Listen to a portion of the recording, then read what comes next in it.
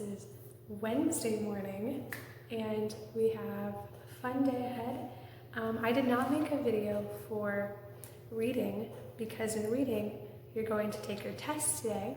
Yesterday we did the self-check, so I want you to go through the review before the test, and I think you'll be good to go and take your test. Make sure that you have a quiet place to do it and think through it. I think it'll go quite fine. So we're in language. We're ready for lesson number 4 in language, and today is more about poetry.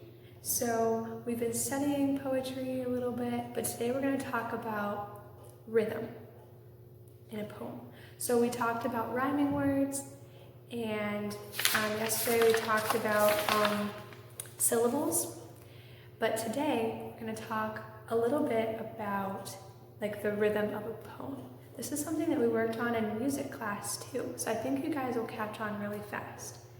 But syllables and words in the lines of poetry make it so that you read it with rhythm.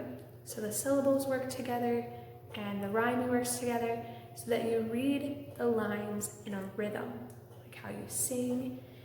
And so some poems have a rhythm that make you want to skip or dance or run, or just a steady walking rhythm, something that's very steady. Some poems, they like build up to something.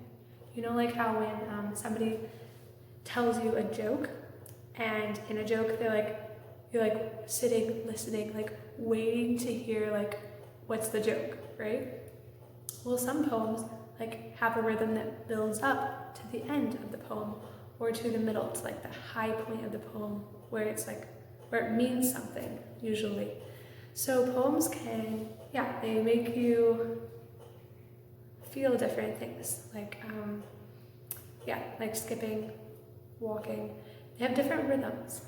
So I'm going to read 2 different poems, and I want you to hear the differences in the rhythms, okay?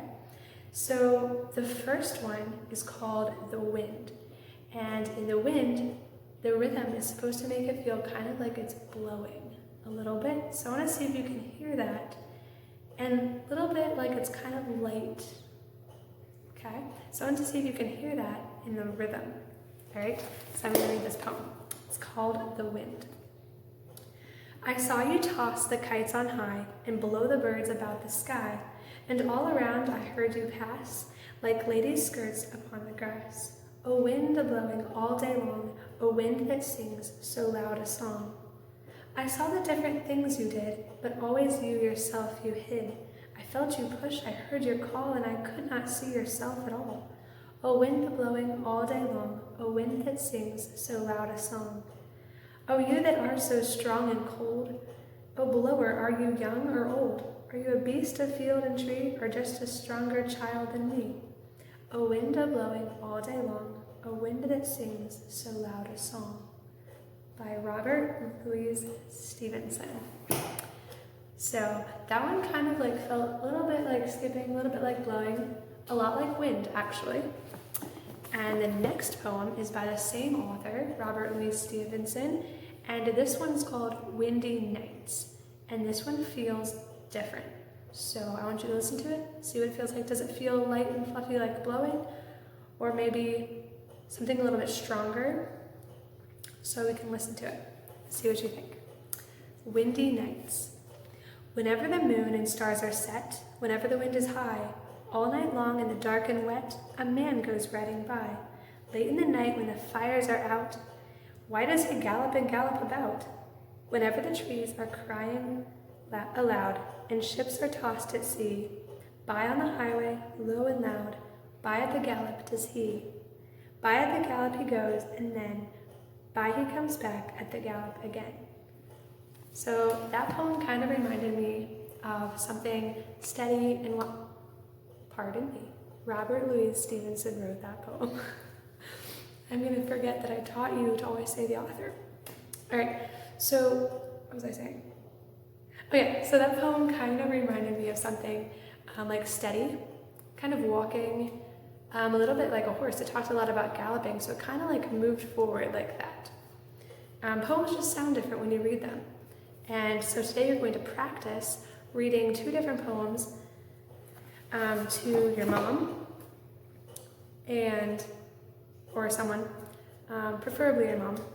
So you're going to read it, and like the first one kind of has like a swinging rhythm. It's called The Little Muffin Man. You've probably heard this poem before. And then the second poem has more of like a steady walking rhythm. Like, you know how you walk? It doesn't change. It just stays the same. So it's more like that. So maybe you can hear the differences when you read them, and they even feel different when you say them. In part D, there's something similar to what we did a couple days ago. You're going to, so it says you're supposed to read the last verse of They Didn't See the poem, and then you're supposed to circle the word that gives the right number of syllables. So you need to count the syllables in the line and see, does it need the word tightly or together? Because tightly has 2 syllables, tightly 2 syllables, together is 3.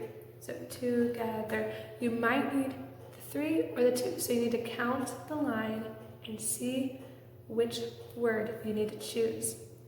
Because the lines need to have a pattern. Remember that.